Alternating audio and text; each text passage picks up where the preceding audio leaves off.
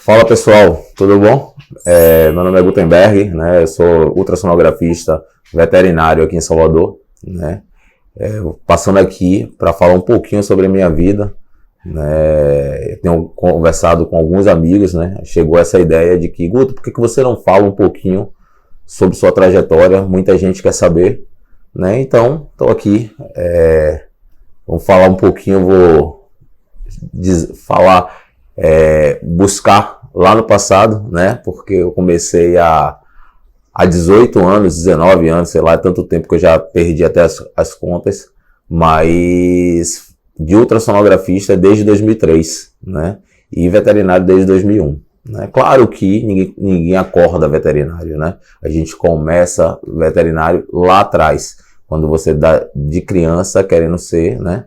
Gosta de animal, sempre gostei de animal, sempre tive animal na minha vida e era isso que eu queria da minha vida, né? Quando eu cheguei com 18, 19 anos, eu falei, pô, vou fazer veterinária. Mas aí fiz vestibular e me inscrevi para quê? Engenharia civil. Maluquice, nunca vi, né? Nunca gostei, odiava matemática, sou péssimo em matemática, não tinha como fazer engenharia civil. Né? O que aconteceu? Perdi no vestibular. Terrível. E ano seguinte, falei, não, agora vou fazer veterinário. O que eu gosto, o que eu quero, vou fazer. Passei na Federal da Bahia. Né? Passei em 95 e comecei a cursar em 96. Foi muito difícil, numa época muito difícil, porque a Federal ela não permite que você estude e trabalhe, né?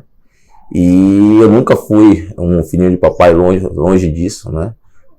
Sempre me faltou grana, né? A grana era coisa, era animal em extinção, né? Falando de veterinário, animal em extinção, grana para mim, meu bolso sempre vazio, né? Aproveitava e sempre gostei de atividade física, ia correndo para a faculdade, eram só 8 quilômetros, nada demais, né? 8 para ir, 8 para voltar, 16, e as cadelas finas, de tanto correr, né? Brincadeiras à parte, mas era mais ou menos essa a minha vida.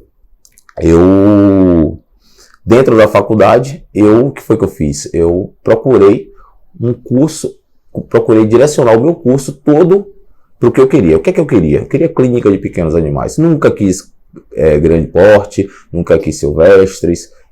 Hoje eu faço ultrassom de silvestres, mas assim, clínica, sempre quis de pequenos animais, né? Então, o que eu fazia na faculdade? Eu buscava, sempre os meus estágios eram em clínica de pequenos animais, as matérias obrigatórias eu tinha que fazer, óbvio, porém, as optativas e as eletivas, eu sempre escolhi alguma coisa que tivesse a ver com clínica de pequenos animais, né? E isso foi acontecendo, né? Foi acontecendo naturalmente, né? A faculdade, a gente...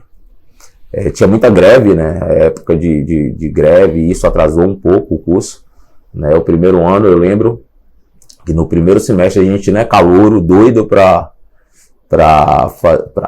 entrar na faculdade e tal.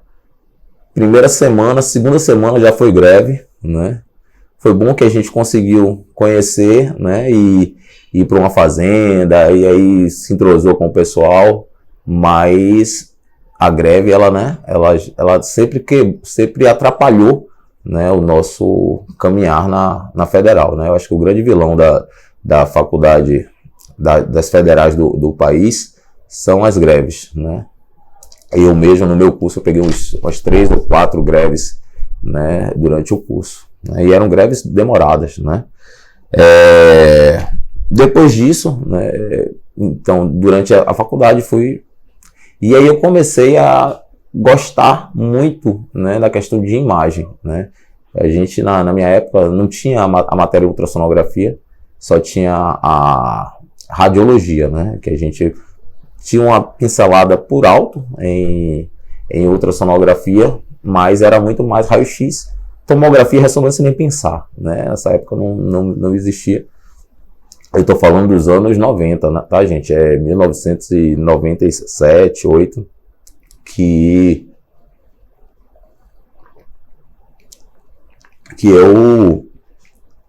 eu estava estudando essa parte de imagem. na faculdade, né? Aí depois disso, né, a faculdade foi terminando, foi afunilando, eu resolvi ir para fazer o meu estágio supervisionado em Minas Gerais, né? Juntei dinheirinho aqui, dinheirinho ali, né? Falei com minha mãe, meu pai, mobilizei a família e aí conseguimos, né, chegar em Minas Gerais, né? Fiquei um mês lá. E aí a gente dividiu o curso, né, entre a UFMG, né, e a Clínica Santo Agostinho, né, que é uma clínica de renome lá em Belo Horizonte. E lá que eu tive o meu primeiro contato com ultrassonografia. Quando eu cheguei, eu vou contar um segredo, que eu acho que poucas pessoas sabem. Quando eu cheguei em Minas Gerais, eu já tinha convicção que eu ia ser ultrassonografista volante. Mas como se em Salvador não tinha, onde foi que eu fui buscar isso, né?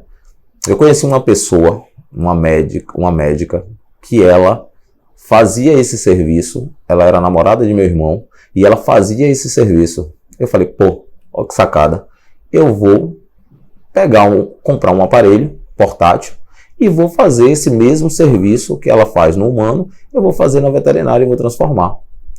E dito e certo, né? Quando eu formei, né, fiz o meu estágio supervisionado, quando eu fiz o meu estágio supervisionado lá, comecei a mexer com a imagem e daí eu vim para Salvador já com essa ideia fixa e formei. Eu falei, pronto, agora eu preciso estudar ultrassonografia, eu preciso fazer cursos de ultrassonografia. Procurei os locais onde poderia fazer curso, mas voltamos àquele velho problema, o que? Grana. Não tinha grana. Né? O que eu vou fazer? Meu curso tinha sido voltado todo para clínica de pequenos animais, era um bom clínico, né? Você sai da faculdade meio verde, então o que você precisa? Você precisa pegar plantões. Né? Peguei plantão, trabalhei, plantão, já saía terça-feira de casa, né? Morava com minha mãe nessa época. Saía na terça-feira de casa, ia plantão em cima de plantão, plantão em cima de plantão, voltava na outra segunda-feira, né, para descansar, para começar na terça, mesma coisa. Então, foi aí que eu comecei a juntar alguma coisinha para poder fazer os cursos, tá? Foi quando em 2003 apareceu um curso para eu fazer lá no IVE, Instituto Veterinário de Imagem, né, de São Paulo. E eu fui fazer o primeiro curso de ultrassonografia, né? Fiquei um mês lá em São Paulo, né? Fiquei numa pousada lá São Paulo frio, né? Baiano, né? Em São Paulo, tudo muito frio, né? O que eu mais lembro é que eu via ultrassonografia e que eu passava frio. Era o que acontecia lá em São Paulo.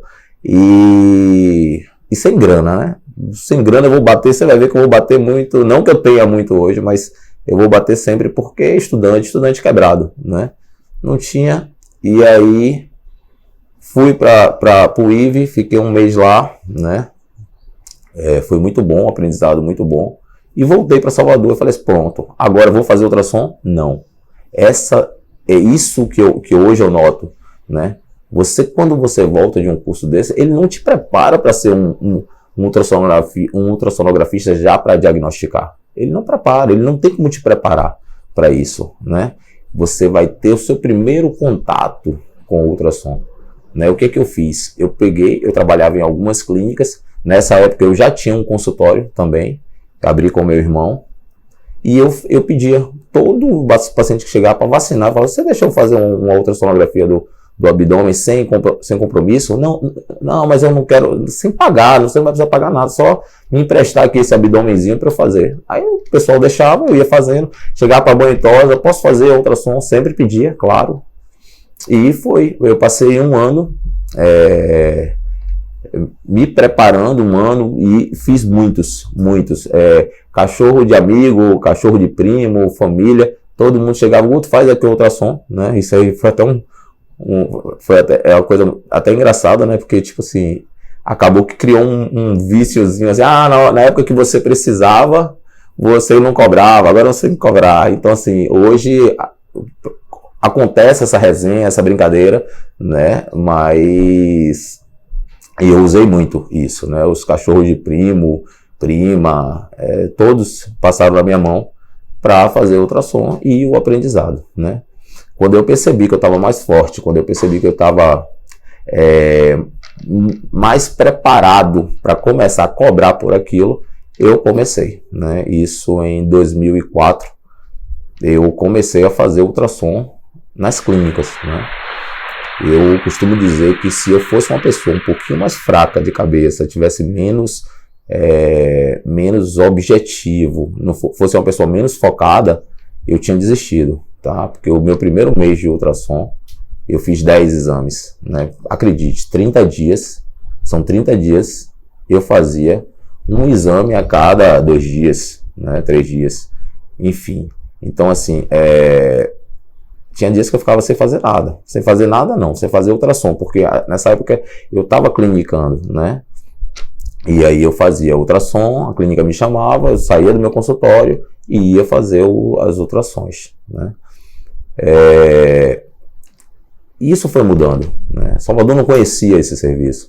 Salvador tinham 3 clínicas que possuíam aparelho de ultrassom. E ultrassonografia era como se fosse uma tomografia, uma ressonância hoje. Era caro você fazer um ultrassom, né? O cliente não queria pagar, era como se fosse luxo você fazer ultrassom. As clínicas começaram a entender a importância do serviço. A gente começou a trabalhar em cima desse foco, dessa importância. Porque veja bem, quando eu vou fazer ultrassonografia, eu não chego com o aparelho e faço o ultrassom.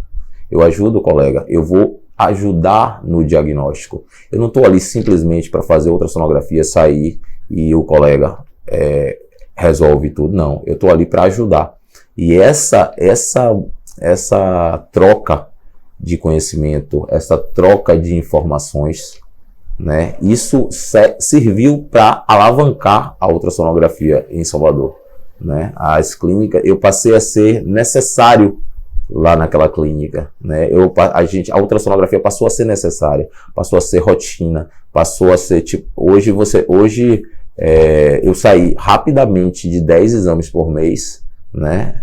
Numa trajetória, sei lá, de 17 anos, eu saí do primeiro ano de 10 exames por mês, 20 exames, 30, 40, isso foi aumentando, cheguei a fazer mais de 250 exames por mês, né? Então, assim, isso é o quê? Isso é o hábito, isso é a rotina, é você criar uma rotina, você criar uma necessidade, tá? Hoje dificilmente um clínico consegue trabalhar sem uma ultrassonografia, sem um exame de imagem, sem um raio-x, né? Então isso que é o mais importante, é essa sacada, é esse o pulo do gato.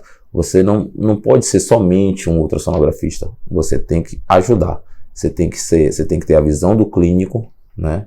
Você tem que ter a visão do ultrassonografista, você tem que ter a visão do cliente, né? Isso tudo é muito importante. Essa sacada de você saber, né, conduzir. Então, tipo, eu já tinha sido cliente, eu tinha passado por todas as etapas, já tinha sido cliente, já tinha sido clínico e sou ultrassonografista. Então, eu sei exatamente o que cada um precisa, tá? E isso que é o mais importante, né?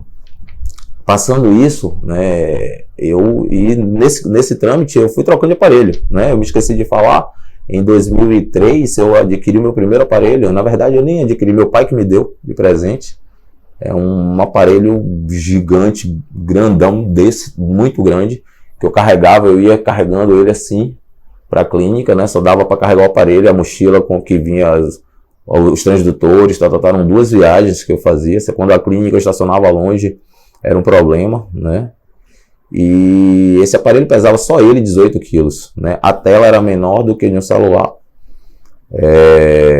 E realmente era muito complicado você fazer diagnóstico de qualidade com um aparelho desse, né? Mas isso também serviu, né? Tudo na vida tem um ônus e um bônus, né? O bônus é que te ajudou. Hoje você pega um aparelho top de linha, né? Hoje eu trabalho com o Vivid Air, que é um aparelho muito bom, né, da GE. E hoje eu tenho um aparelho que, tipo, eu comecei num aparelho muito difícil e isso me deu cancha, me deu o preparo que eu precisava para estar trabalhando hoje um aparelho top de linha, né? Eu, nesse caminho entre esse e o top de linha, aí vieram mais dois, né? Que foram meus outros dois aparelhos, um que parecia uma caixinha transporte, né? Que ele abria a frente e era a tela, né? Que era se eu não me engano, era um Logic Alpha, né? E o outro que era muito parecido com o que eu tenho hoje, que é um Logic E, né? Que era muito bom também. Eu comprei o Vivid e o Logic E, eles chegaram a trabalhar juntos, porque eu tinha um projeto, né? Como tudo em minha vida, eu sempre estou tentando pensar mais na frente, né? E eu tinha um projeto de colocar um colaborador veterinário para também estar prestando esse serviço, né? E acabou que não deu certo, né?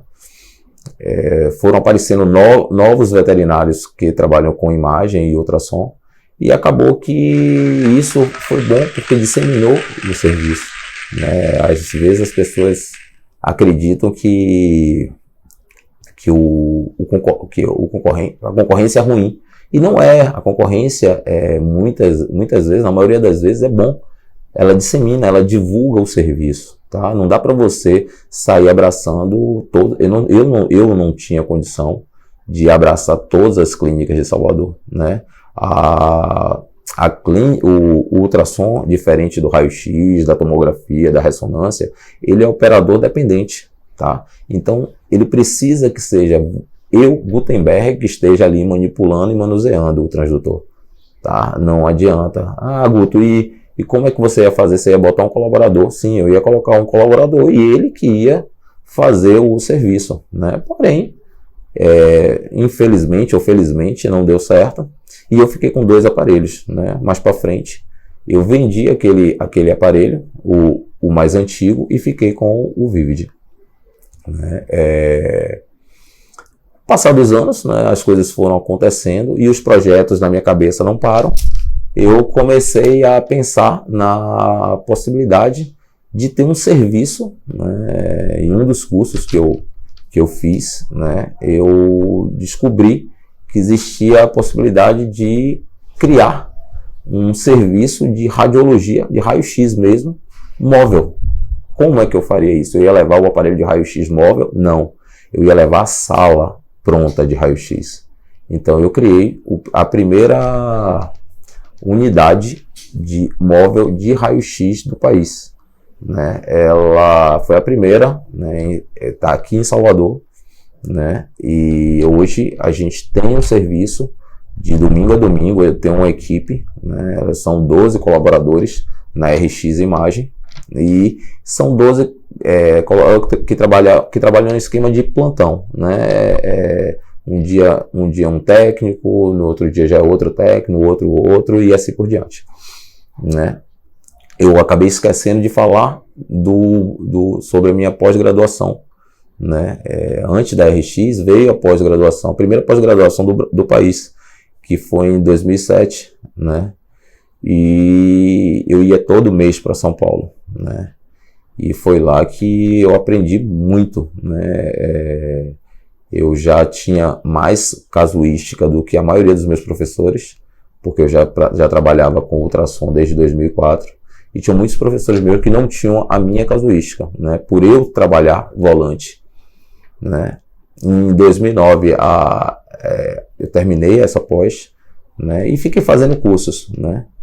E por que eu lembrei da pós? Porque foi na pós que eu tive essa ideia da RX e fiquei guardadinho com ela, até que em 27 de setembro de 2018 a gente conseguiu começar o serviço da RX Imagem, né? RX Animal Imagem, vocês vão ver aí na tela. Estou colocando aí na tela para vocês o link, tá? E vão ver as imagens. Entrem lá que vocês vão ver as imagens da unidade, tá? A unidade ela toda climatizada, baritada, como deve ser um serviço de raio-x de excelência, tá?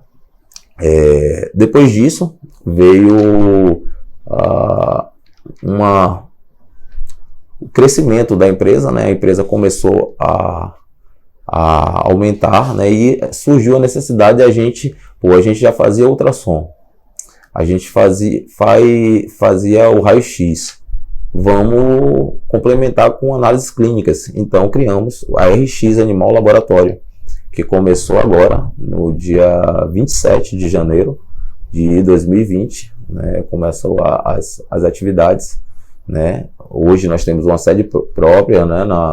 Na Avenida Garibaldi, aqui em Salvador, né? No centro empresarial, e lá encontra-se a estrutura do laboratório e a estrutura administrativa da RX Animal como um todo, né? Eu hoje me sinto a pessoa realizada, né? Muito feliz com todos os projetos, né? Pessoa que veio com a dificuldade que eu tive, né? E que venho sempre, né? Galgado pela família por trás, meus sócios, né? Eu tenho os meus sócios tanto na RX Imagem quanto na RX Animal Laboratório, né? E que estamos juntos, né? Tentando crescer e tentando melhorar cada dia que passa a questão da imagem e do crescimento veterinário no país, né? Fico muito feliz, né? De estar começando esse projeto aqui, né? Eu estou abrindo esse canal com esse vídeo. Eu espero que não tenha sido tão maçante e cansativo, né? Eu estou tentando melhorar essa questão de lidar com a câmera, tá?